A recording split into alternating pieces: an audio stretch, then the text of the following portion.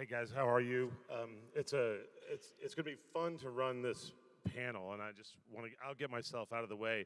When I was talking with David about what would be of interest, and he had identified some trends going on in the space, and I too, as an independent consultant, are working with customers on strategic issues and tactical execution. I had a point of view on that as well, and we've pulled together a panel which is, I think, going to be very interesting for you all from a couple of different ways. The folks on the panel represent different trends and things that are happening to shape our ecosystem right now. And they're all involved in making acquisitions and building out their product set. So the unifying approach to this is sort of a follow the money piece, but also what are they doing on products. But just to tee it up a little bit, Paul is with BrandMuscle as the president of their operating unit that's on the commercial side, very focused on helping brands go local. And for you that are sort of local digital resellers or product companies, what Paul's doing is representing a very significant trend going on of how the brands are getting more active, and I thought that would be very interesting. Andrew is head of corp dev at GoDaddy, and I've known Andrew from when I was running M&A at Local, and Andrew has been tracking this for decades, for a long time, and has a very interesting point of view on what they're looking for and why they're looking for it at GoDaddy that may be a little different, but it reflects sort of trends in product and what they're looking for in terms of the SMB experience, I think was great. Eric, a lot of you all may not know, he was CEO of a payments platform called Simple Pay, right? Pay Simple, and bought and invested in and funded into a new company called EverCommerce, which he runs, which is rolling up with private equity money, vertical solution stacks, and going after owning local vertical markets. And I think it's going to be really interesting to have you all hear from Eric. And then David is one of you all, the entrepreneurs that built a company, started with original thesis, rode a couple of the waves, and is now sort of part of Snap. And so with this, I think it's a very interesting panel, and we'll just throw it out. I want to let each of the guys talk, just take a couple minutes to explain who they are and what they're doing and the significance of their product set, and then we're going to come back and we're going to talk about sort of how the money is following the trends and the shifts, and then how the product and platform are different because of that. So take it away, Paul. Okay, very good. So I'm Paul Elliott. I'm newly anointed president at BrandMuscle. I've spent the majority of my career on the corporate side of digital marketing, so helping large organizations spend and execute their digital marketing initiatives. What I saw was there was always a challenge, though. Anytime they asked me to help out on the local side, we had to shy away from it because we couldn't figure out how to make the economics of that work. Fast forward a bunch of years, I found a company called BrandMuscle. BrandMuscle was started back in 2000 with the complete focus of being a local marketing enabler. The only thing that was different or missing from what they had was they were exclusively focused on traditional marketing and media. So I joined the company a couple years ago to really help them not only catch up, but then to leapfrog some of the competition. And as Peter mentioned, we're a brand to local enabler, meaning that large Fortune 500, Fortune 100 company engages with BrandMuscle so that we can specifically help them at the channel marketing level.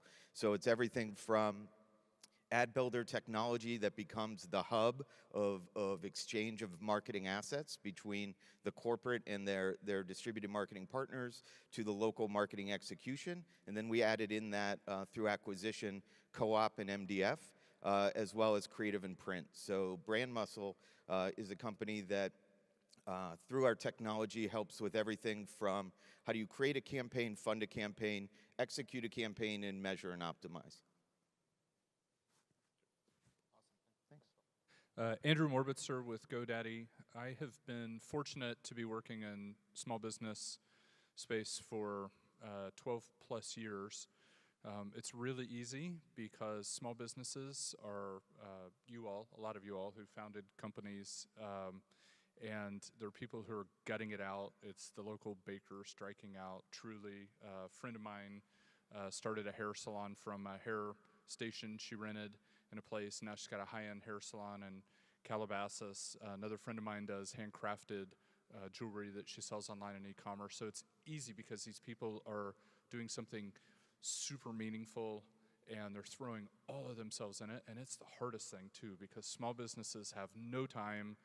We're all calling on them all the time. They have no money to spend, very high failure rate. They don't know where to go. They striked out to follow a passion, not because they knew how the heck to build a small business. And 5 years ago, a little more than 5 years ago, GoDaddy took in a whole bunch of new owners, I guess would be one way to say it, but a new leadership to take everything that Bob Parsons had done well around this passion for the small business owner, put thousands of people on the phone to talk to them, and figured out how to make a profitable business at scale out of it. And beyond the other company I was at, Intuit, you don't find many people beyond Intuit and GoDaddy that are so laser focused on the true freelancer, have no employee, all the way up to maybe 5 employees would be a big business, and scale it and do it globally.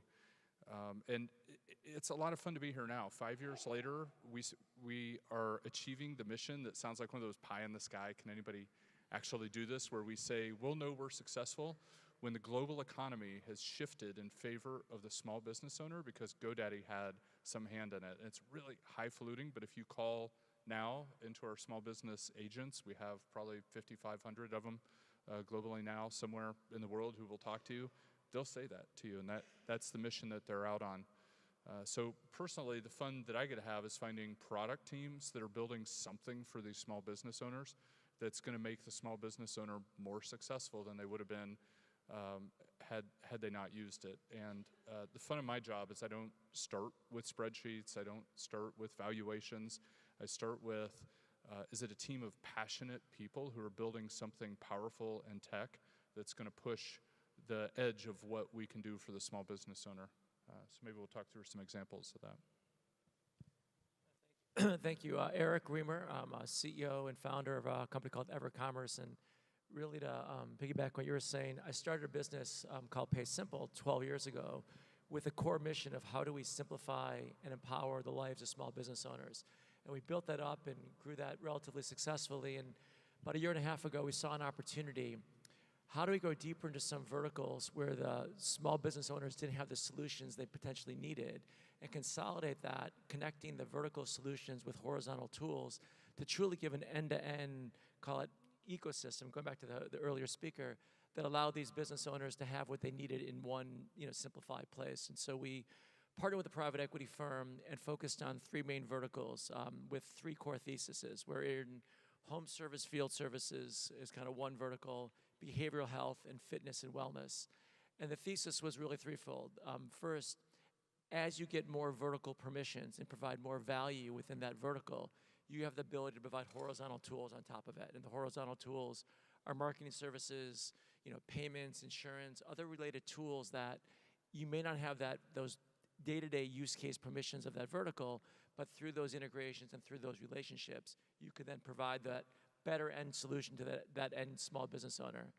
Secondly, as you create ecosystems with each one of those verticals, the opportunity of the upsell, cross-sell, and really providing, focus more on the end user, more value to the end customer becomes more apparent as you get more value-added tools, surrounding that. And third, Pay Simple had reached some level of scale, and we had gone through a lot of the challenges that a lot of the niche vertical, whether that's software, service, or tech-enabled services, providing value to that end user, were going through in their own developments. And so how do we take some of that sales, marketing, automation, success, customer service, and bring that to some of these organizations to make those companies better so ultimately they can provide more value to their end customers. And so in 2017, we acquired 11 companies.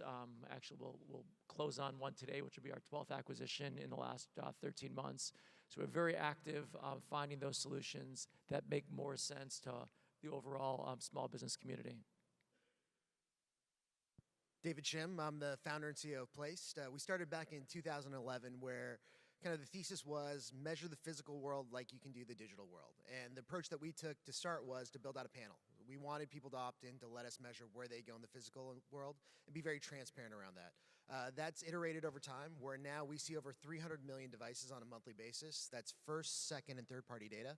And what we're able to do is actually provide analytics. A lot of companies do that. But then we also do attribution, where we can actually measure, did that ad actually drive someone into the physical store? It's really kind of product market fit drove us into that area, where now we work with about 350 partners. So these include brands like Roku that we just announced a partnership with a few weeks ago, where we can actually measure the impact of ad exposure to store visit. And what that enables marketers to do is actually use location as an ROI tool, so that you can say, how do I spend my media to drive people into the physical store? And that's been really kind of our bread and butter, is the attribution side. And what we've seen of late, though, is a little bit of a change. When we first started, it was around the analytics platform that ultimately then became do attribution, but we never sold media. But we're seeing a little bit of a shift now, too, in the marketplace, where people on the location side are saying, hey, I'd like to go back to the analytics side. It's almost like the old days of DoubleClick, where people were measuring clicks first, then they went into conversions, and now they're going in and saying, well, I can measure conversions, but it'd be great to get Omniture, Google Analytics, Web Trends on the actual site and see what people are doing there and start to optimize. So we are kind of seeing that shift in terms of location is now a metric that is as accessible as anything digital. Yeah, I want to. We'll come back this way. I want to start to build on that a little bit. The first sort of chunk of this, you guys will be around product and building on what we just talked a little bit about that. David, you talked that your investors were one of the things in the pre-call that I liked was that your investors allowed you to focus on a problem to solve, right? And they stayed very focused on that, and they were allowing you to build a great product. So talk a little bit about your approach to product and how you rode those waves. It's 6 years, 7 years in, it's very simple to go back and look at where you had to shift. But I loved your story about the thesis was around analytics, but that evolved. So just elaborate on that a little bit. Yeah, so our investors for our seed and Series A was Madrona Venture Group. And Madrona Venture Group, early investor in Amazon, they had invested in another company that I was at called Faircast. And if you remember Faircast, most of you probably don't, it's airfare price prediction. So we would say, is the price going up or down based on the search that you did? The thesis there was people want to know if airline ticket prices were going to go up or down. We didn't know the actual use case to monetize it, and Microsoft ultimately bought the company for $115 million. But it was a use case where the investor said, this is important, this is interesting, you're solving a specific problem. We don't know how you're going to monetize it. And we found some ways. It wasn't necessarily, I'd say, it was a good monetization. It wasn't that we were going to be the next Kayak or Orbitz, but it was a good roll-up into a larger solution. And I think they took the same approach with Place, where they came in and they said, hey, smartphones are getting adopted, Android just came out, iPhone's in their second iteration, there's something called GPS that you can actually get location data and it's available on the device. All those things are big deals. We don't know what it means ultimately, but we think this is important. And the fact that you could actually get that data, store that data, and identify, did somebody actually go into a store? Using different types of models and statistical models, et cetera, to actually figure out, was somebody in a business? That's important. That's valuable because 90% of retail still happens offline in the physical world. Almost 100 now. 99% of quick serve restaurants actually purchases occur in the physical world. So being able to close that loop was important. And so we built that out. We were able to prove that it works. We were able to get a lot of press coverage to say, hey, here's where people go. Black Friday, this is the foot traffic by hour. But ultimately, we were really early. So people would say, this is great, let's have a meeting. We'd get these very senior level meetings. We'd get New York Times, Wall Street Journal. But then when it came down to, hey, would you like to buy a 6-figure license back in 2011 or 12, they'd be like, well, has someone used this? Where are all the use cases? Because if you look at DoubleClick, all the use cases are there. If you look at Omniture, all the use cases are already built out. When it came to location analytics, they knew it was valuable, but they didn't have the use cases to say, hey, I can get a 10x return on investment. So ultimately, kind of the investor said, all right, we see where the product market fit isn't there today for this, but what else can you do? And so we had a number of different ad networks come to us, mobile ad networks, and say, hey, can you actually take these device IDs, map it to your audience, and see if they went into the store? And I told them no for like 6 months. Like, I turned down money. I was like, no, I'm not doing that. I don't want to get into advertising. Like, I'm about analytics. Ultimately, with a little nudge from the investors, like, I'm going to try this, see if it works. And it just snowballed from there, where the first partner that we did it for, the client loved it, that then the agency loved it, that then they added more partners on the buy that we measured, and kind of snowballed where we are today, where we're acquired. Yeah, no, that's great. And I loved one of the things you'd said earlier was like, the problem that you were looking to solve was, what is this thing called location and what's a visit, right? And ultimately, that's kind of what Snap still needed, right? At the end, I know you don't want to talk a lot about that, but it's that kind of thing. So, Eric, let me jump to you real quick. And a theme, you guys, is Eric, that you started with your first company to make the small business owner's life easier. Just talk about how you're bringing that into what you're building out from your product stack and your approach to how you pick winners and losers within that. You know, it's similar when we started the business. This was 12 years ago, where the kind of one of the main values then was, how do you connect customer management, scheduling, payments, reporting all under one platform. Historically, these small business owners, which you talked about, had to go and they're starting a business. They're passionate about something. They do not want to go and connect the dots versus 10 different solutions when they don't know whether those solutions are actually the right solutions or not the right solutions. And so what we're doing now, and as we look at organizations, specifically in the verticals, and so I'll just use home services as a vertical. So we have core software solutions for HVAC, plumbing, electrical. We have the leading customer retention tools. We have marketing, digital marketing agency, as well as a lead generation. And we'll connect the dots, including payments integration. So you can utilize one of our softwares. You can generate leads from one of our providers. You can collect the payments from that actual deal if it goes through. And then we have a customer retention tool that integrates.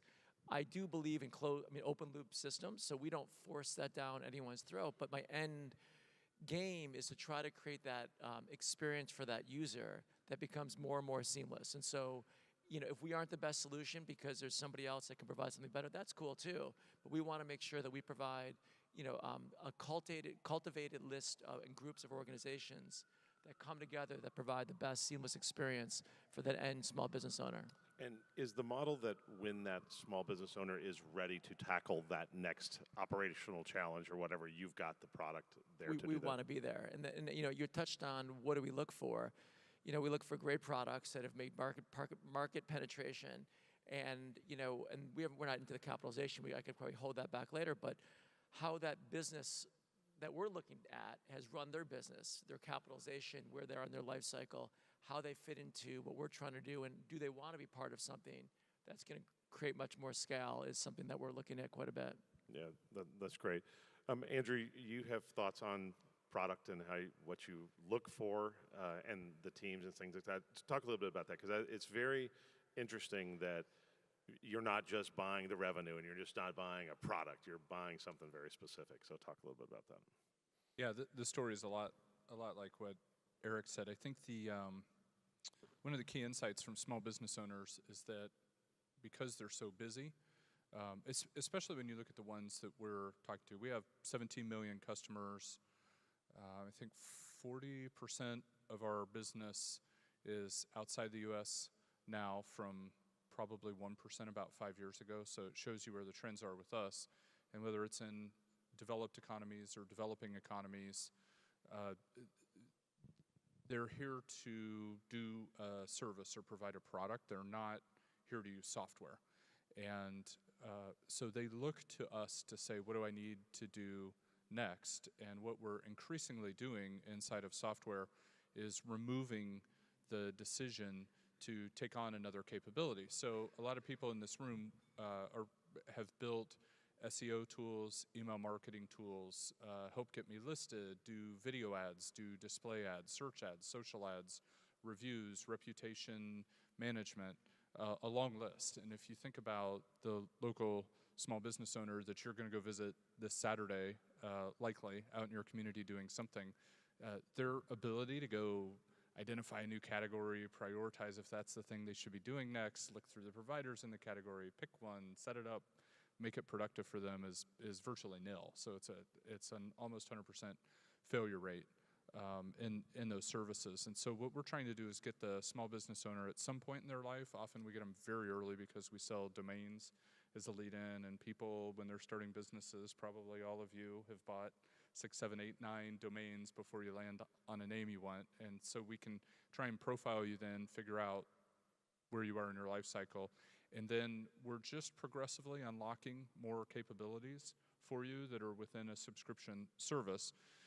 And so the implications for businesses who approach us are that we tend not to make a move on something that's reactive. We have a very proactive view of how we're going to provide more capability for the small business owner in a host of business problems. We form very long-term relationships with providers. We give a lot of feedback when we meet with tech companies on the outside that may or may not be useful to them. If they want to have a shot at ending up with GoDaddy someday, some of them listen. We spent, you brought up Main Street Hub. I met Matt and Andrew 5+ years ago. Matt was sleeping at nights in a place over here off the 405 with a sales team a couple nights a week right outside the bathroom. And, we started talking then, and lo and behold, now they're becoming, part of GoDaddy. It was a very strategic fit. Their vision was aligned. They had the same passion we did, so it made a lot of sense as opposed to, 6 reputation management companies showing up at our front door across time and us, picking one for some other set of reasons. So I think from what Eric said, it's very aligned. We're starting to solve the higher category pain for the owner, less about the point solution. Yeah, I think I don't want you all to miss the sort of the not the point solution. You didn't go buy a social media thing, right? You looked at a collection of things that might fit into the broader problem set you're solving for the small business owner that will work with your whole stack, right? It was a combination of team, for sure. Matt and Andrew, just 2 phenomenal individuals, laser focused on solving a problem and solving it well, and they've made a lot of iterations, a lot of pivots about how they've gone about solving the problem. And it turned out that for a particular GM that's one of my clients, I guess, the next things that she was trying to solve was how for the local small business to get them brand presence and eventually drive interest. And it wasn't necessarily drive qualified leads. It was brand presence, drive interest on the media where their consumers are much more active, which does happen to be places that are either social or where they have reviews. And what's powerful about that, you guys, is that, that's a higher order problem for the small business owner. It's not, I need a social solution, right? It's like, how do I drive brand interest and engagement? So it's very good. Paul, let me shift to you. You have a little different lens because you were the chief product officer, so you actually had the task of having to rebuild an offering, but you also have 2 different clients that you serve, right? You have a corporate client and you have a small business client. So I want to hear about your product thoughts and orientation. So it's been an interesting journey for BrandMuscle. So as I mentioned, they really were started as an enabler of traditional marketing and media. So they had an ad builder platform. Fast forward about 12 years, they still had a vision, and that was, as you've heard common themes, how do we make things easier and how do we connect the dots? So that was the vision of our CEO, and he found some private equity partners who would help fund and continue that vision. So in 2012, we bought a couple really important pieces of the puzzle. We bought a co-op management company who would help manage and free up the funds to those local advertisers, and also a creative and print company so that as print continued to be part of the equation, you could pass them through and actually manage the fulfillment end of that. So the vision was to bring together really this closed loop local marketing ecosystem, and so that was a very important piece. I then entered on the tail end of that, which was another acquisition.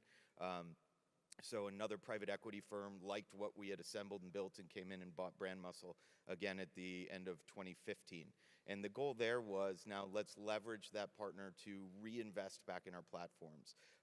We needed to catch up and leapfrog from a digital perspective, knowing that a lot of what we saw here, like with Place, the location was going to be a critical, important part of how we help market at the local level. So as Peter mentioned, we really have 2 clients, if you will, 2 customers. So we sell in at the corporate level for the right to work with that brand. They want somebody who's going to be brand aligned, strategically aligned, have vetted systems and a negotiated relationship. But then really the local marketer is our true customer. That's who we're working with. Like GoDaddy, we have the dedicated agents or reps whose job it is to be their coach or their consultant on how best to execute, how to interpret results, and how to ultimately utilize marketing to drive their business forward. So it's a really interesting dance in supporting them while continuing to not only follow the changes in the marketplace, but to help guide that. So if I use co-op as a lens for a second, what we see each year that we study it, the vast majority of our brand clients still specify very specifically how that co-op dollar should be used. You can use this for out-of-home, you can use it for yellow page ads, you can use this for newspaper inserts. We're seeing it's a slow transition into some of the more innovative or current marketing tactics. So we're really trying to help push that and help them understand the realm of what's possible. Just like we were talking about, location has become a very important conversion event. And so it went from the brand leading and innovating to now the tail wagging the dog, where we're able to actually help those local marketers be more efficient, more effective than their corporate counterparts. Yeah, I think what's interesting is you have those two masters to serve, right? The corporate guys that want to return, but then the small business guys that have the problem. And I think that you have to build products that can be activated and implemented at the local level, but can deliver the return on the corporate side too. That's exactly right, and largely what they're looking for is that sweet point of efficiency and effectiveness. So they know that their distributed marketing partners, their agents, their reps, their franchisees have very little time and have very oftentimes lacking some of the marketing expertise. So we have to make our tools so incredibly simple, but scale is so important. Because we're executing, as we've talked about, from that brand to local standpoint. So our tools need to be able to stand up to distribution across 5,000 stores or 10,000 insurance agents, but also not treat them like it's a cookie-cuttered solution. It needs to be able to be personalized to their specific needs, utilized the way that they want, and focused around delivering the results that they're seeking. Yeah, no, it's a very cool space. It's a problem that's really, you guys are a lot of you are trying to say, how do I get up to that and sell lots of units, but you really have to have good solution sets for both audiences. I want to shift for a second now. Let's go over to the money side, the follow the money section just a little bit, and talk about and how I want to use that in terms of the topic of the trends is money is, the money behind these guys is smart, you guys. It's not dumb, right? But in two cases, you're PE-backed, you're PE-backed. PE has a little different thesis. And I just want to do a little bit of just talk a little bit about, and Eric, if you would just start this, because I think a lot of folks out here don't really know how PE works and how they could say, okay, let me give you $120 million to start to build this up. And so what are those opportunities and inefficiencies you think exist in the market that the PE guys said, yeah, there's a space here we can go after? Talk a little bit about that. Yeah, we've raised now, Providence Capital has invested about $300 million of capital, and we have some debt as well to go out proactively and buy companies. And the opportunities and at a scale that is, 100x what we're doing right now. What GoDaddy has done, one of the hardest things that everybody knows in the small business, selling to small businesses, is actually selling to small businesses. And so how do you consolidate those? And as you get, larger platforms, larger ecosystems, that becomes part of the thesis. And so one of the major things that we look at, and we've now bought, we bought review sites and satisfaction sites and marketing sites, because we see as you get deeper into that software, you do have permissions to upsell some of those other things relatively seamlessly to those customers. And I will say that, when you're backed by PE and you're doing a roll-up, everyone looks at the world and they see the 10 times revenue multiple or the 7 times revenue multiple. PE at some level looks at every single deal at some implied EBITDA, because every company at some level, at some time in their history, in their future, will be profitable, or they're actually not going to be worth anything. They're the Amazons of the world, which are now finally turning profitable. We can't look at the unicorn of unicorns and say that's where the business is going to go. And so when we're looking at businesses and we are active buyers, we'll probably, we don't have a specific number. We may buy another 10 to 15 companies this year. And I'll say that the organization, specifically in the marketing services to small businesses, if you're overcapitalized and you're looking for a high multiple, reduce your optionality for your ultimate exit in a major, major way. So when we look at companies, the best companies obviously are bootstrapped because they don't have any predetermined values that don't make sense for where they currently are, and or they've raised small capital, but they're growing through that capitalization, and you can clearly see whether they're at break even or slightly profitable, that they're going to ultimately get profitable in a few years. And so we looked at some great technologies, some great tools that we knew our customers would love, but the economics based upon big rounds of capital and seeing your name in TechCrunch is awful for your ultimate optionality of your exit, because raising a Series A or a Series B at a big valuation doesn't actually get you any liquidity. The liquidity comes when you want to sell your company and or do a PE recap, and if the valuations are not aligned with returns for that next buyer, we just can't engage and we can't buy you. And I know you're looking at more product, but how you look at the economics of those organizations as well. Oh my gosh, I love everything you're saying. If there's lessons to be had here, just as you were saying that, I thought back to 3 companies that we moved on really fast, and they've been very successful. Again, we were proactive, but they were all 3 self-funded, and we were able to make the economics work. And countless that we have looked at that strategically there's a fit, great team that we would have loved to have had. And the amount of money that they had taken in was shocking, and it funded big sales organizations, because when you take in that money, the VC or the PE firm has got their foot on your neck for daily sales numbers. And so you're out selling a product that's not there, the market's maybe not ready for it yet, and then you have to retool and take on more money to go do that. And frankly, we don't care about any of that. From a buyer's perspective, there was just, gosh, who was it? Somebody just had a blog post out last week I shared internally that was on this topic.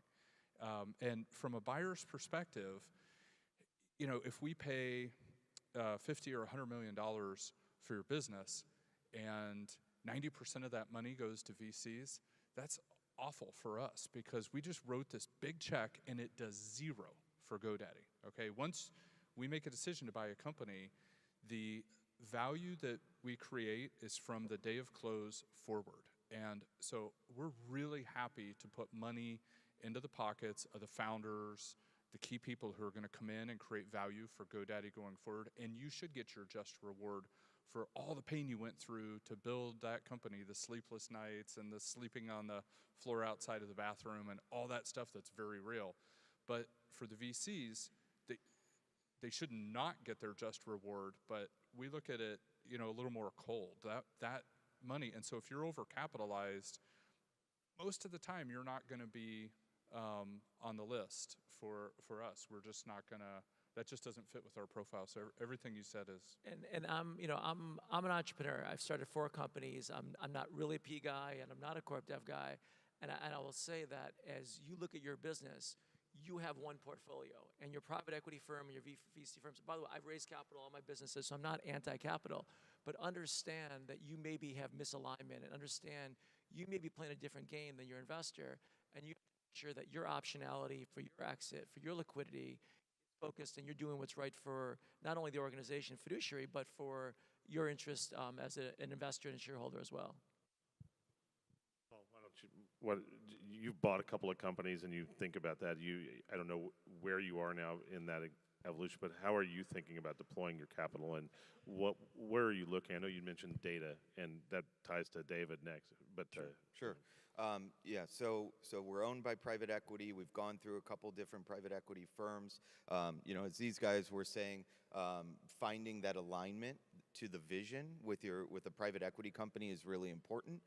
Also knowing what that investment means in terms of your flexibility. So for example, EBITDA is a very significant driving factor for BrandMuscle, and it sometimes can be preventative for making some of the additional investments in sales or marketing that a firm who's capitalized in another way might do. So just something to keep in mind. With our private equity partner, it's been a learning process to figure out what type of partner they really are. Culturally, what matters to them when we look at deals. I think there's even a couple firms in the room that we've looked at from a deal perspective and ultimately walked away from the table because it didn't meet that key vision of our private equity owner. So that's been an important learning process for us throughout the last couple of years to really come to grips with what type of buyer can we be. For us, the biggest thing, because EBITDA remains so important for us, is looking at those things that make us more efficient, more scalable, brings more automation, and eliminates some of the manual activities that we're still doing on behalf of our local clients. So that's a very important thing for us. In unlocking the data side of it, as we were talking about with Placed, is an important thing for us. The vast majority of our clients, the local marketers for whom we're servicing, ultimately are looking to get somebody to a physical location. And so for us, not only being able to market to and cause that behavior to happen, but also knowing and proving that we're successful in doing that is both an important proof point as well as required for campaign optimization. So our current focuses are really around automation and the collection of that data, because our long-term goal that we're marching towards is, it rolls right off your tongue, proximity-based predictive marketing, right? It's this vision that says, by knowing somebody's pattern of life, where they go, what they're gonna do, not only can I market to them between those endpoints, but it actually tells me continually and enriches their segmentation, my understanding of what are they likely to do based on what I know, with location being an important lens of that. So we're almost near the end, but I want to give David a shot, just because I don't want you to talk about anything you can't talk about, but I think you're the poster child for the guy that's had the successful exit. Now, how do you view what the investors, strategics are looking for? And I'm sure other people talk to you about that, and sort of advice, and how do you view it, and what do you think these guys would want to know? Yeah, I think it goes back to the underlying technology. So being able to say that I can determine a visit, and it's not marketing that's determining the visit, but it's actual technology behind that. And I think when you do the due diligence, there's a lot of efforts that go in to say, does this actually work? Does this not work? And I think on our side, we have about 100 plus employees. 50% of them are either engineers or data scientists. Sales is less than 10% of the company. So it's a very different dynamic than other companies that we've looked at or we've worked with before or we see as competitors in the space. And I think the big thing too around overcapitalization, I think you see that abundantly clear in the ad tech space, where if you look at you were not overcapitalized, right? You could look at it either way, but we hadn't raised in 4 years. We were doing well. Yeah, right. But I would say from an ad tech space, there is a lot of overcapitalization. We see people that have raised very large rounds back in 2012, 13, 14, where they've raised smaller rounds. And now the investors are kind of forcing their hand to say, and you see this in the ad tech space, where they're splitting off businesses, where they're selling off managed business and they're trying to go into analytics or audience versus DMP. And I think those things are driving some changes in market where we're actually seeing agencies, advertisers actually make a decision and say, all right, do I want to invest in this tech stack if I know they're probably going to go out in the market and try to close and sell? Because that fund, and for VC funds, they have a certain limit of age where they want to get out of there, they want to get their capital back. And so what happens is, a lot of times it's, okay, I've been in this thing for 12 years and I don't have an exit, I just want something out of it, and the person who invested in this doesn't even work here anymore. So I think there's a lot of drivers there where agencies, brands are kind of coming in and saying, do I actually invest in this technology? Because if they do get acquired, is it going to be an acqui-hire? Is it going to be something that will be around 6 months from now? And do I want to invest and put my name against that? That's great. How are we doing on time, you guys? Time's up. Okay. Would you all, if you find the time, hunt these guys down. They have really interesting points of view on the space that's a little different. I mean, in the case of Eric, how many people had actually heard of EverCommerce, know they had done a dozen acquisitions and may do a dozen more this year, right? And so these guys are all significant players in the space right now, and I just grab them, talk to them, and you'll get some really good insights. So give them a big hand if you would, please.